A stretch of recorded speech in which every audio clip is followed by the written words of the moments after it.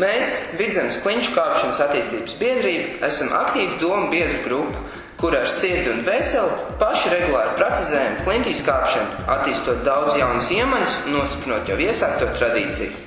Ar mīlestību nododam zināšanas jebkuram jaunam klintīs kāpt gribētājam.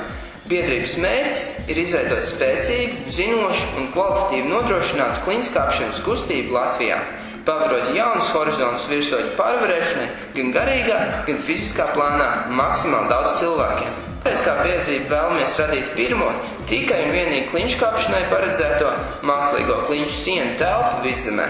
Šī telpa un tajā esošās klinšu sienas būs pieejamas ikvienam kalnos kāpt gribētājam, dodot unikālu iespēju iepazīt klinšu kāpšanas burvību, neatkarīgi no vecuma, dzimuma, fiziskās sagatavotības, pieredzes un prasmēm, kā arī neatkarīgi no reliģiskās, politiskās vai jebkādas citas piederības. Mēs vēlamies, lai klinšu siena dot iespēju pilnveidot kāpšanas prasmes tiem, kas tēmē uz virsotni, un visiem, kam kāpšana šķiet vilinoša, tomēr līdz šim garīgi, finansiāli un jebkā citādi neaizsniedzams mērķis.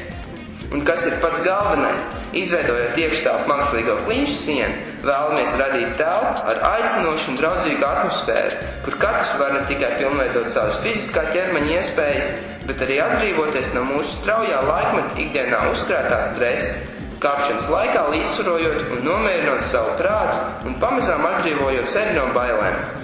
Šis ir faktors, viens no klinšu kāpšanas stūrakmeņiem, ar kuru katru nākamo soli kāpt pāri ierobežojumiem un barjerām apziņā. Veselā miesā vesels gars.